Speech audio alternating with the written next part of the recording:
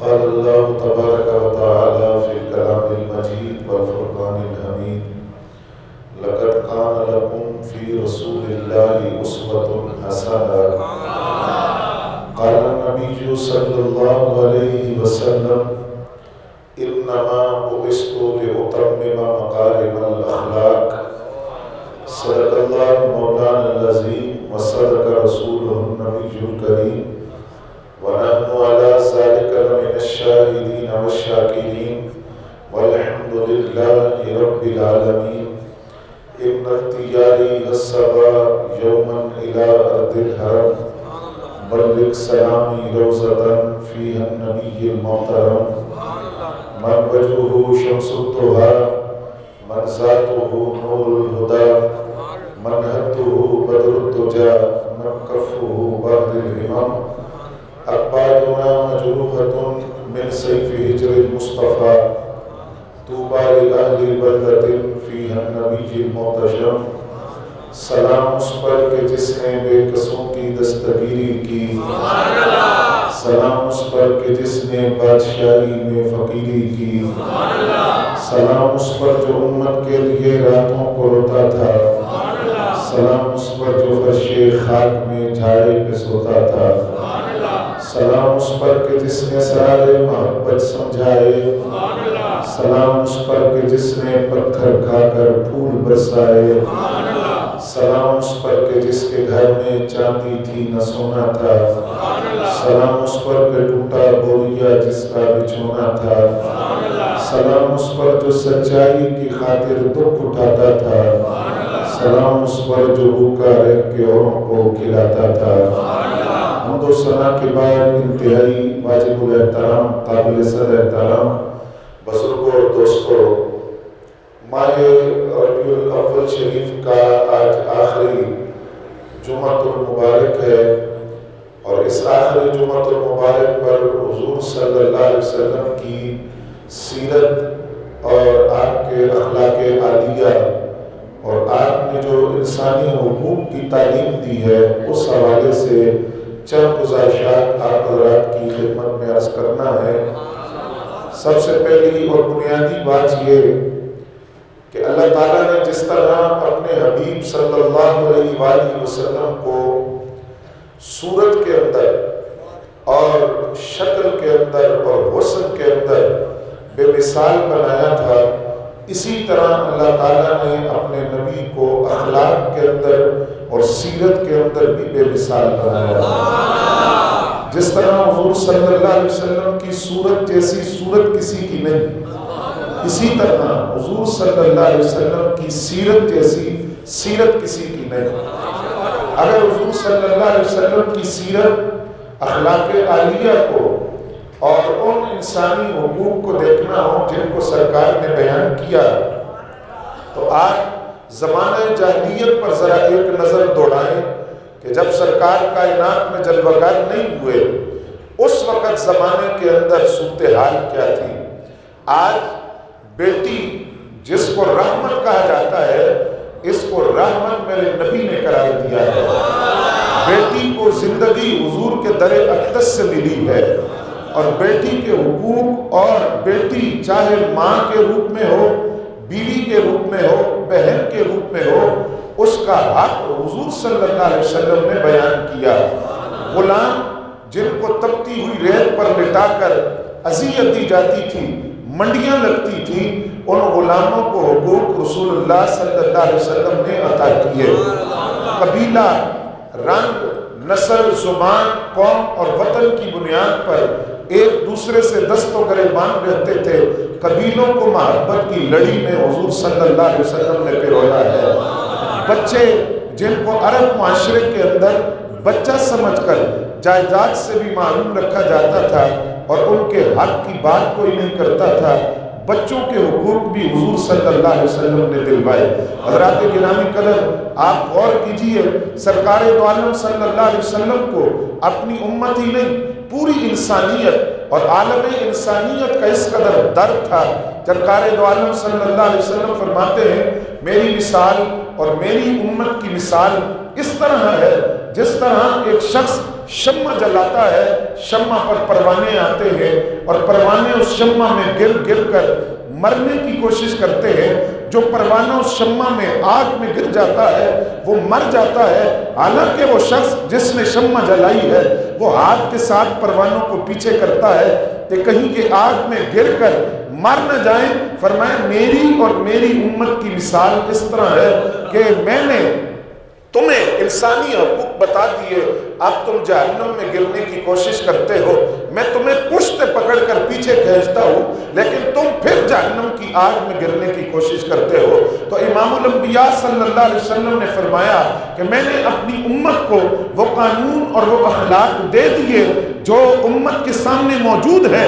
فرمایا اب میں تو تمہیں جہنم سے بچانا چاہتا ہوں، لیکن اگر تم خود ان قوانین پر عمل نہ کر کے جہنم میں گرنے کی کوشش کرو تو یہ تمہارا قصور ہوگا، ورنہ میں تمہیں تمہاری پشت پکڑ کر جہنم سے کھینچ کر جنت کے باغوں میں داخل کر رہا ہوں۔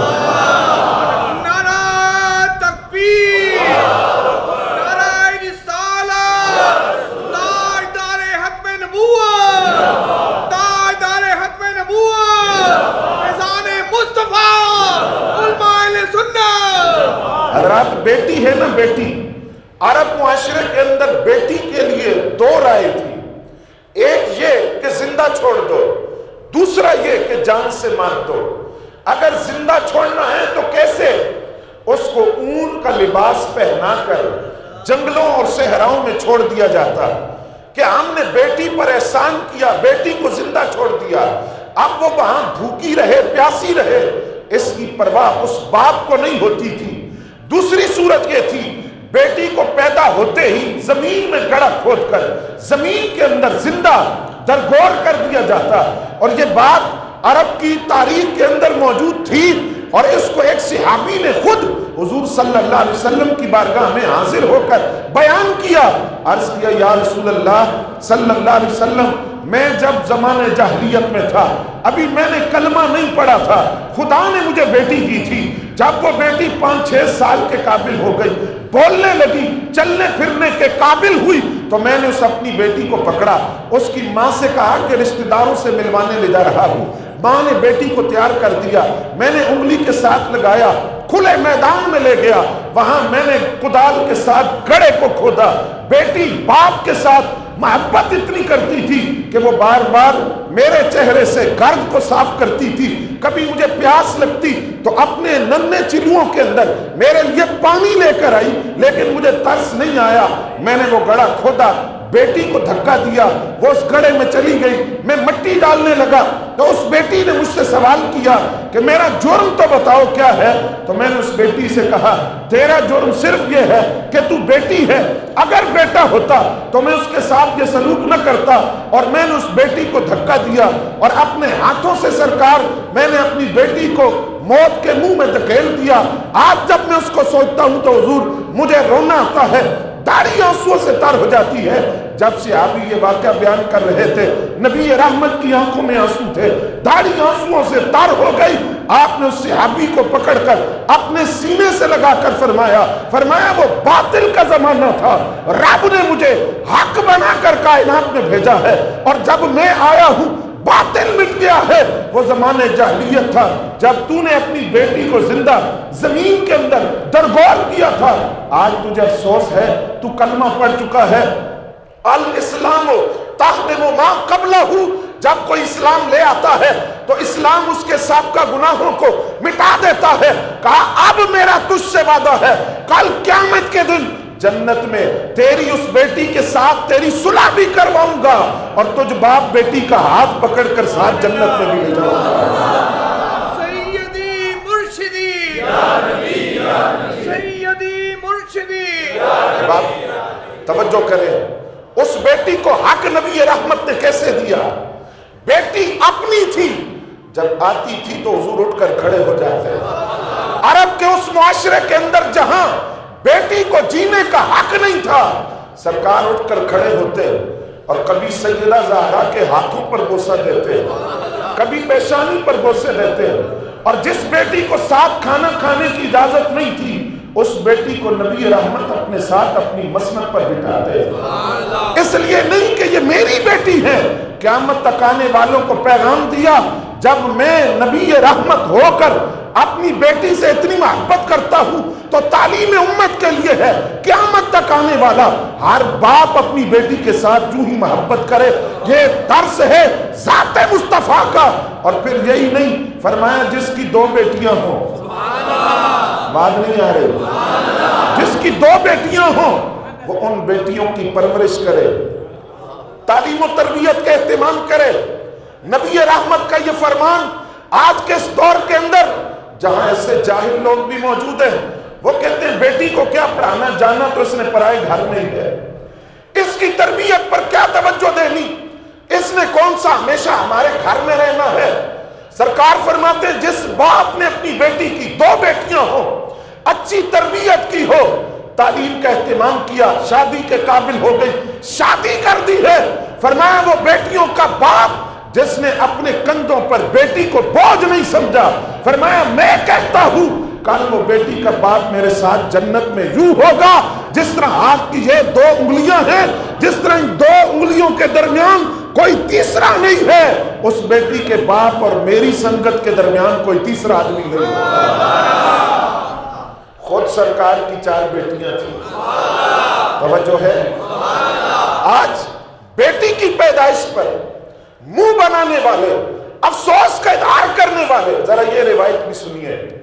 حضرت عائشہ صدیقہ طیبہ طاہرہ فرماتی ہیں خاتون آئی، بھوکی تھی، کھانا نہیں کھایا تھا اس نے کافی دن سے، لیکن اکیلی نہیں تھی، 2 بیٹیاں ساتھ تھی۔ اس نے آتے ہی کھانے کے لیے کچھ مانگا، گھر تھا میرے نبی کا۔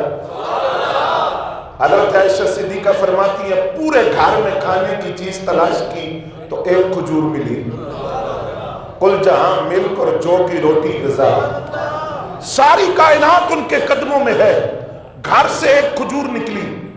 حضرت عائشہ صدیقہ طیبہ طاہرہ فرماتی ہیں میں نے وہ کھجور اس خاتون کو دے دی، اس خاتون نے وہ کھجور پکڑتے ہی اس کے 2 ٹکڑے کیے، ایک بیٹی کو دیا، دوسری بیٹی کو۔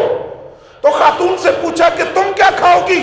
اس نے کہا یہ کھا لے میں سیر ہو جاؤں گی، یہ میری بیٹیاں کھا لیں، ان کی بھوک ختم ہو جائے، میں سیر ہو جاؤں گی۔ حضرت عائشہ صدیقہ طیبہ طاہرہ زاہدہ عابدہ رضی اللہ تعالیٰ عنہا فرماتی ہیں ماں کی ممتا دیکھ کر مجھے حیرانی بڑی ہوئی، تعجب بڑا ہوا، ماں خود بھوکی رہی ہے، اپنی بیٹیوں کو کھلایا ہے۔ جب سرکار آئے تو میں نے سارا واقعہ حضور کے سامنے بیان کیا۔ اس موقع پر اب جب سرکار نے جو جملہ ارشاد فرمایا وہ بڑا قابل توجہ ہے۔ سرکار نے فرمایا عائشہ جو شخص بیٹیوں کی وجہ سے آزمایا گیا، کیا آزمائش ہے، لوگ تانے دیتے ہیں، بیٹی کی پیدائش پر آئیں بھی تو کہہ جاتے ہیں کہ حوصلہ رکھو بیٹا بھی ہو جائے گا، وہ تو حوصلے میں ہے لیکن زمانہ جینے نہیں دیتا، رشتہ دار تانے مار مار کر جینے نہیں دیتے۔ سرکار نے فرمایا جو بیٹیوں کی وجہ سے آزمائش میں مبتلا ہوا، فرمایا مجھ محمد عربی کا اس سے وعدہ ہے کل اس باپ کی یہ بیٹیاں جہنم کے سامنے اپنے ماں باپ کے لیے دیوار بن کر کھڑی ہو جائے گی۔ پتی پتی بھول بھول، پتی پتی بھول بھول، فیضان مصطفیٰ علماء سنت۔ توجہ ہے آپ کی؟ کل یہ جہنم کے سامنے دیوار بن جائیں گی، اپنے ماں باپ کو جہنم میں نہیں جانے دیں گی، اور رب کی بارگاہ میں عرض کریں گی یا اللہ انہوں نے ہماری پرورش کی ہے، انہوں نے ہماری وجہ سے تانے سنے ہیں لوگوں کے، انہوں نے ہماری وجہ سے آزمائشوں کو برداشت کیا ہے، اس لیے الہی یہ جہنم میں نہیں جا سکتے۔ رب فرماتا ہے وہ بیٹیاں اپنے ماں باپ کو ساتھ جنت میں لے کر جائیں گی۔ حاتم طائی کا نام آپ نے سنا ہوگا، سارے جانتے ہیں نا حاتم طائی کو، عیسائی تھا، سخی بڑا تھا۔ آج بھی جب سخاوت کی بات ہوتی ہے تو اکثر لوگ اس کی مثال دیتے ہیں، میں کہتا ہوں میرے نبی جیسا سخی تو پوری کائنات میں آیا ہی نہیں۔ حاتم طائی کی سخاوت کیا تھی؟ حاتم طائی کے بیٹے تھے عدی بن حاتم، یہ صحابی بنے، مسلمان ہوئے، لیکن اسلام لانے سے قبل یہ بھاگ کر چلے گئے۔ ان کی ہمشیرہ کو گرفتار کیا گیا، حاتم طائی کی بیٹی گرفتار ہوئی، جب بارگاہ رسالت محل میں لائی گئی تو ان کے سر پر چادر نہیں تھی، ردا نہیں تھی۔ انہوں نے کہا اے مسلمانوں کے نبی آپ مجھ پر احسان کیجئے، اللہ آپ پر احسان کرے گا۔ سرکار نے اپنی چادر اتار کر ان کے سر پہ دے دی،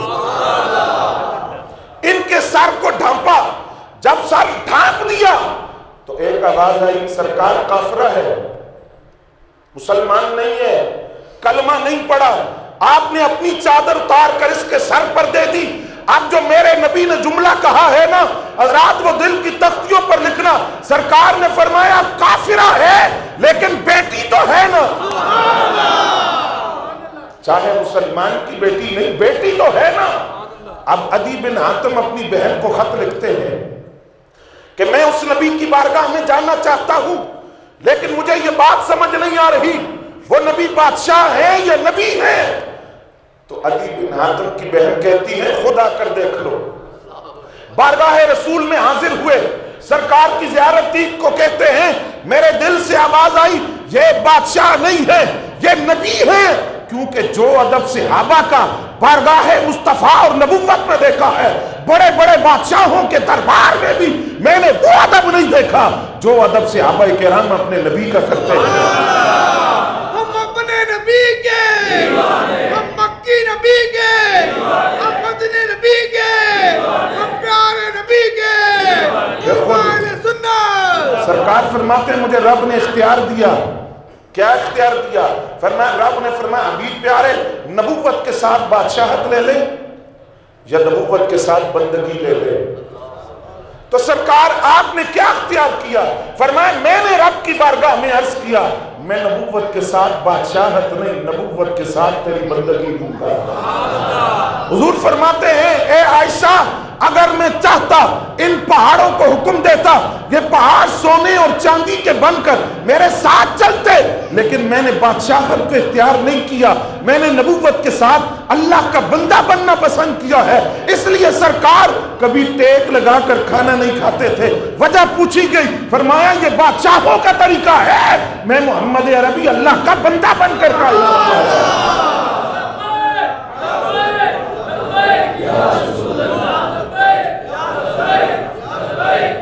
حضرات توجہ ہے نا؟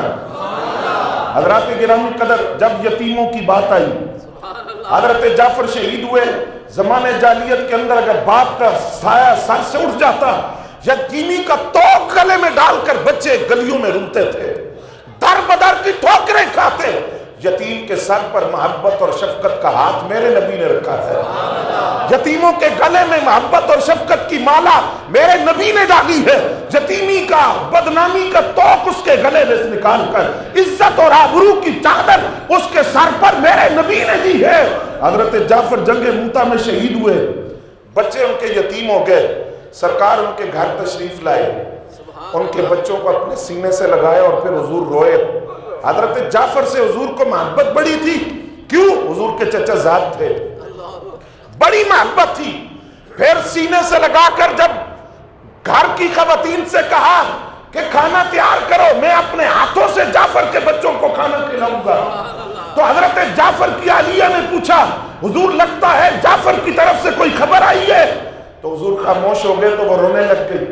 سرکار نے کہا جعفر اس قابل تھا کہ اس پر عورتیں روئیں، اور پھر ان کے بچوں کو سینے سے لگا کر دست شفقت رکھا، کہا آج یتیم ہو گئے، جعفر نہیں ہے تو محمد عربی کا دست کرم ان کے سروں پر رہے گا۔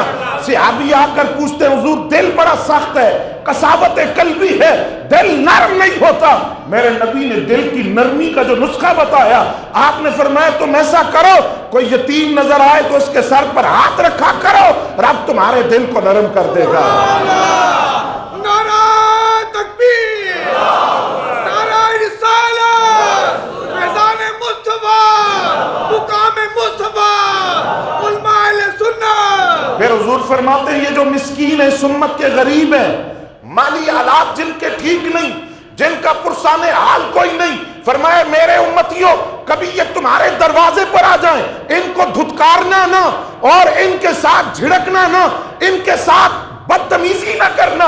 سرکار کیوں؟ فرمایا میں خود دعا مانگتا ہوں، اللہم احیینی مسکینا وامیتنی مسکینا واحشرنی فی زمرۃ المساکین یوم القیامہ۔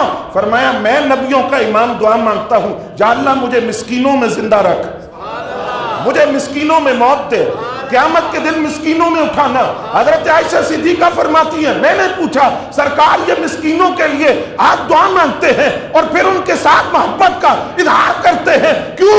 فرمایا میری امت کے مالداروں سے پہلے مسکین 40 سال پہلے جنت میں داخل ہوں گے، میری امت کے مالدار 40 سال بعد جنت میں داخل ہوں گے۔ فرمایا اگر تم رب کا قرب حاصل کرنا چاہتے ہو، مسکین کو، یتیم کو اپنے قریب کرو، جتنا وہ تمہارے قریب ہوں گے رب اتنا تمہارے قریب ہوگا، رب کائنات اتنا قرب تمہیں عطا کرے گا۔ اور جب بچوں کی بات آئی، زمانہ جاہلیت کے اندر بچوں کے لیے جائیداد سے کوئی حصہ، سارے بولے کوئی حصہ نہیں تھا۔ شکایت آئی تھی سرکار کی بارگاہ میں، خاتون آئی کہ میرے بچے کو وراثت اور جائیداد سے حصہ نہیں دیا جا رہا، لیکن نبی رحمت صلی اللہ علیہ وسلم کی بارگاہ میں حسنین کریمین آئے، توجہ ہے، سرکار نے بوسہ دیا، کندھوں پہ بٹھایا، جمعے کا خطبہ چھوڑ کے ممبر سے نیچے اتر گئے، سجدہ لمبا کر دیا، کبھی دونوں پہلوؤں میں لیا، کبھی زبان نبوت کو ان کے منہ میں دیا۔ اقرا بن حابس بیٹھے تھے، کہنے لگے سرکار ہاں میرے تو 10 بچے ہیں، میں نے تو کبھی اپنے بچوں سے اس طرح محبت نہیں کی۔ فرمایا تم نے نہیں کی تو پھر سنو، جو چھوٹوں پر رحم نہیں کرتا اس پر رحم کیا ہی نہیں جاتا، جو چھوٹوں پر رحم نہیں کرتا۔ پھر ایک دیہاتی جب حضور کی بارگاہ میں آئے تو سرکار نے ایک بچے کو بوسہ دیا، تو اس نے کہا سرکار یہ بچوں کو بوسہ دینے کا رواج ہمارے ہاں تو نہیں ہے، ہم تو بچوں کو بوسہ نہیں دیتے، ان کے منہ اور پیشانی کو ہم تو نہیں چومتے۔ اب جو جملہ میرے نبی نے فرمایا اگر خدا تمہارے دل سے رحم نکال دے تو میں کیا کر سکتا ہوں؟ اگر دل میں رحم اور محبت کا جذبہ ہو تو فرمایا انسان بچوں سے، اور بچہ کسی کا بھی ہو، اس کو بوسہ بھی دیتا ہے، محبت کرتا ہے، پیار اور شفقت کا اظہار کرتا ہے۔ اور میرے نبی کی بچوں کے ساتھ محبت کی بات آتی ہے حضرات، بارگاہ رسول سجی ہوئی ہے، توجہ ہے نا، ایک بچے ہیں جو حضور کی دائیں جانب بیٹھے ہیں اور بائیں جانب ایک جلیل القدر صحابی، بعض روایات میں حضرت عبداللہ بن مسعود تھے، وہ ایک طرف بچے ہیں، دودھ کا پیالہ آیا، سرکار نے پیا، اور حضور کی عادت کریمہ تھی کہ خود نوش فرمانے کے بعد دائیں جانب سے شروع کرتے تھے، الایمن بالایمن، دائیں جانب کو بائیں جانب پر فضیلت ہے۔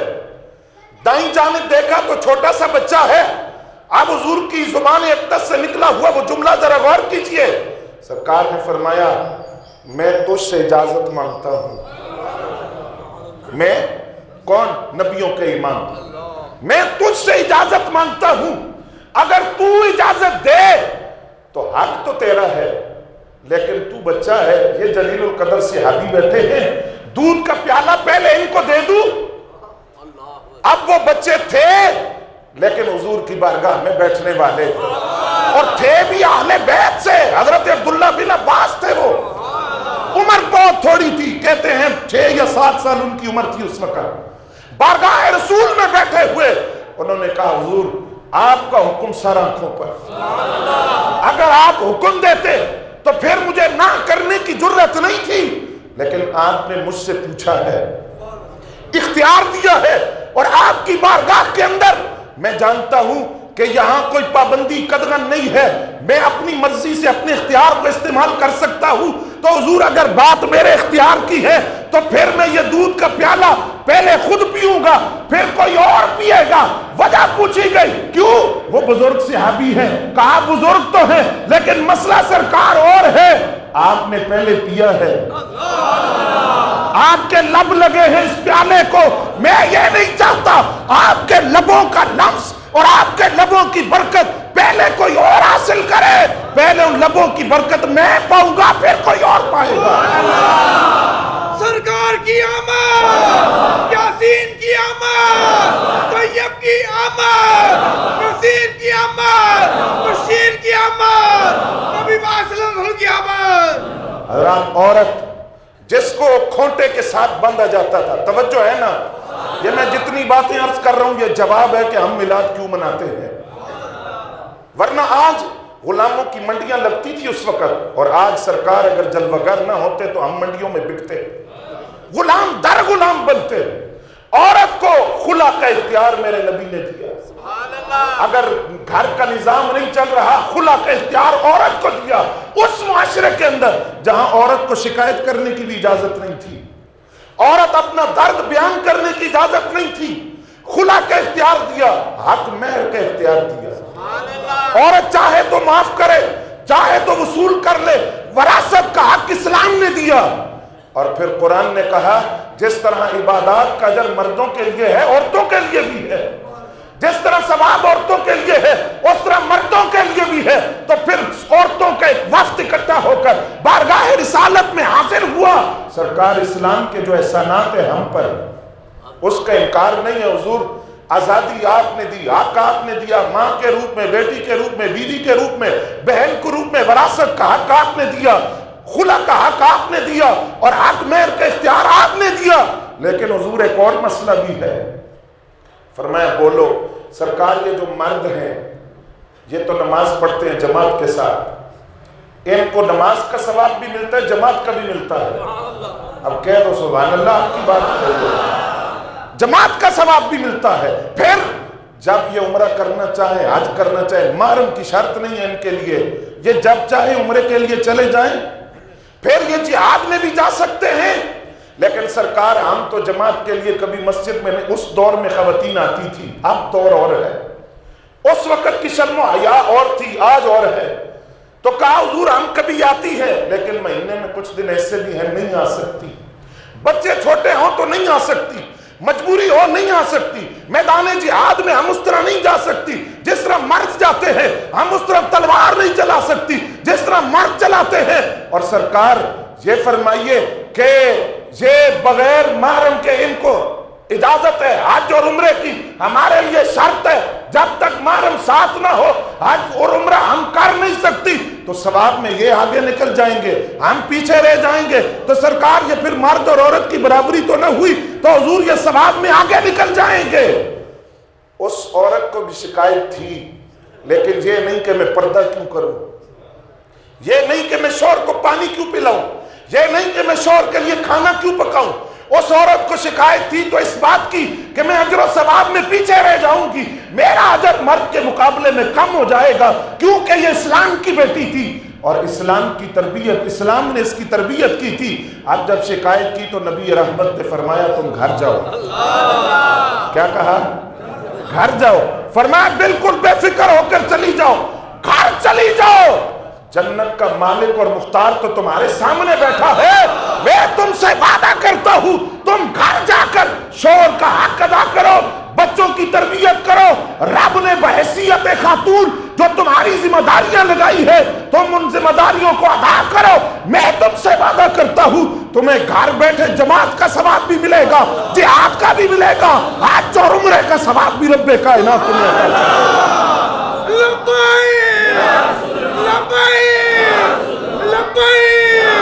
تاجدار ختم نبوت، تاجدار ختم نبوت، رضان مصطفیٰ۔ توجہ ہے حضرات، غلاموں کی منڈیاں لگتی تھی، منڈیاں، غلام بکتے تھے، آزادی کا تصور نہیں تھا، ایک غلام پھر دوسرے کا غلام پھر تیسرے کا غلام، لیکن میرے نبی آئے تو پھر کیا ہوا؟ حضرت ابو مسعود فرماتے ہیں میں اپنے غلام کو مار رہا تھا، سرکار نے پیچھے سے آواز دے کر فرمایا اے ابو مسعود اگر اللہ نے تجھے اس غلام پر اختیار دیا ہے تو اللہ تجھ پر اختیار رکھتا ہے، کل قیامت کے دن تو نے جواب بھی دینا ہے۔ فرماتے ہیں میں کانپ گیا، میں نے اسی وقت کہا حضور میں غلامی آزاد کرتا ہوں، میں اس کو غلامی کی زنجیریں توڑتا ہوں۔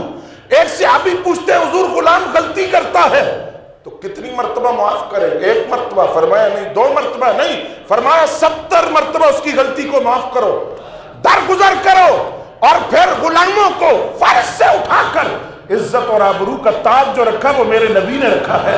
اگر آپ نے دیکھنا ہو تو میں دکھاتا ہوں، فتح مکہ ہے، حضرت صدیق اکبر جیسے جلیل القدر صحابی موجود ہو، فاروق اعظم ہو، مولا علی ہو، عثمان غنی ہو، اتنے بڑے بڑے جلیل القدر صحابہ، ہر ایک کی خواہش تھی کعبے کی چھت پہ چڑھ کر اذان دینی ہے. کون دے گا؟ کون دے گا؟ ہر ایک یہ چاہتا ہے میرے نبی مجھے حکم دے. سرکار نے فرمایا سونا بلال کتھے؟ بلال کہاں ہے؟ بلال حبشی آئے، فرمایا بلال تو کعبے کی چھت پہ چڑھ اذان دے. بلال حبشی کعبے کی چھت پہ چڑھے. کافروں کے 3 سردار تھے، دور کھڑے تھے. ایک کہنے لگا دیکھو یہ دن بھی دیکھنا تھا، یہ کالے رنگ والا اذان دے گا کعبے کی چھت پہ چڑھ کر. دوسرا کہتا ہے شکر ہے میرا باپ مر گیا، ورنہ اس کو یہ دن دیکھنا پڑتا کہ آج یہ کالا بلال کعبے کی چھت پہ چڑھ کے اذان دے رہا ہے. اب جو تیسرے نے بات کہی وہ سنیے. تیسرا کہتا ہے میں کچھ نہیں کہوں گا. کہا کیوں؟ کہتا ہے میں نے سنا ہے مسلمانوں کا نبی میلوں کے فاصلے سے بھی سن لیتا ہے، میں کوئی بات نہیں کروں گا. اب ابھی وہ تینوں بات کر رہے تھے کہ سرکار پہنچ گئے. فرمایا تو کہتا ہے کالا بلال، تو کہتا ہے تیرا باپ مر گیا شکر ہے، اور تو کہتا ہے مسلمانوں کا نبی سن لیتا ہے. میں نے سن لیا تم نے جو کہا ہے. فرمایا سنو، تمہیں بلال کا کالا رنگ تو نظر آیا ہے، یہ نظر نہیں آیا کہ معراج کی رات میں نے بلال کے قدموں کی آواز کو جنت میں سنا ہے، اور جب جنت میں سواری پر بیٹھا تھا تو میری سواری کی لگام تھامنے والا بلال حبشی تھا. نعرہ تکبیر، نعرہ رسالت، فیضان بلال حبشی، نعرہ حیدری، نعرہ حیدری. کعبے کی چھت پہ کھڑا کر کے سرکار نے بتایا یہاں غلامی نہیں دیکھی جاتی، یہاں محبت رسول میں دھڑکنے والا دل دیکھا جاتا ہے. تو حضرات ذرا توجہ کیجئے، بلال آئیں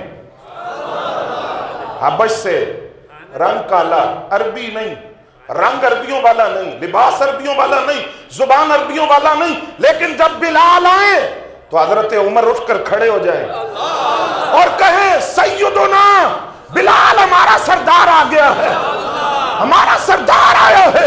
وہ محبت کی لڑی جس میں میرے نبی نے پرویا تھا. پھر رنگ، قبیلے، نسل، قوم، وطن، زبان کا فرق مٹایا.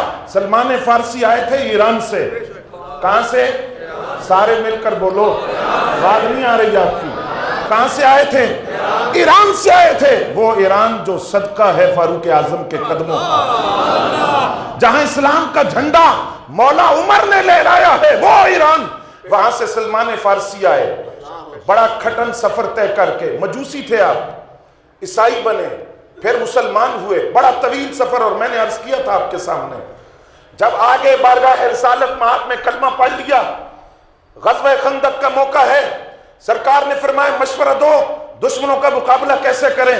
حضرت سلمان فارسی نے کہا حضور ایران کے اندر جب ہم پر دشمن حملہ کرتا تھا تو ہم خندقیں کھودتے تھے، خندق کھود کر خندقوں میں اتر کر قافلے کا اور دشمنوں کا راستہ روکتے تھے. سرکار نے حضرت سلمان فارسی کا مشورہ قبول کر لیا. 3 صحابہ سے کہا مل کر ایک خندق کھودو. جتنی خندق 3 صحابہ مل کر کھودتے تھے حضرت سلمان فارسی اکیلے کھود رہے تھے.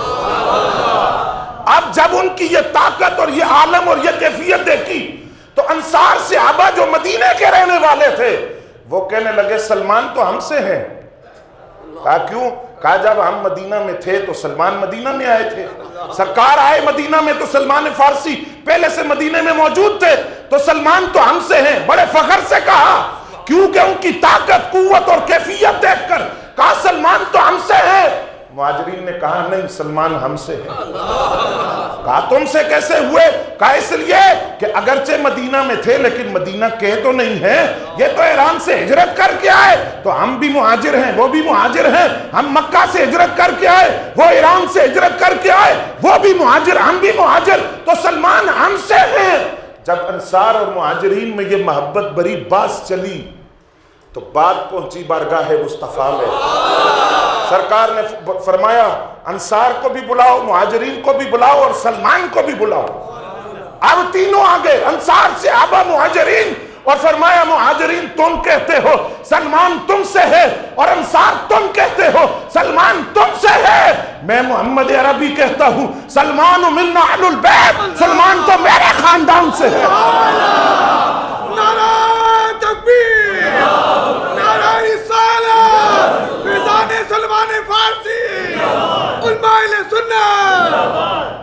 لوگوں نے ان کے نسب پر تان کیا، آئے کس علاقے سے ہو، قوم تمہاری کیا ہے، وطن اور زبان اور رنگ اور قبیلہ کیا ہے؟ تو سرکار نے فرمایا سلمان اگر آج کے بعد تجھے وطن کا تانا دے، رنگ اور نسل اور قبیلے کا، زبان کا تانا دے، تو کہا میں اجازت کہتا ہوں، تو کہنا میں سلمان بن محمد ہوں، میں اسلام کا بیٹا ہوں، میں محمد عربی کا بیٹا ہوں۔ فرمایا میں تجھے اجازت دیتا ہوں، کیونکہ میری بارگاہ کے اندر نسل نہیں دیکھی جاتی، قوم نہیں دیکھی جاتی، رنگ نہیں دیکھا جاتا، قبیلہ نہیں دیکھا جاتا۔ سلمان آ جائے ایران سے، سہیب آ جائے روم سے، بلال آئے حبش سے، لیکن میری بارگاہ میں جب آ کر بیٹھ جاتے ہیں، میں رنگ اور زبان نہیں دیکھتا، میں اپنی محبت میں دھڑکنے والا دل دیکھتا ہوں۔ وما علینا الا البلاغ۔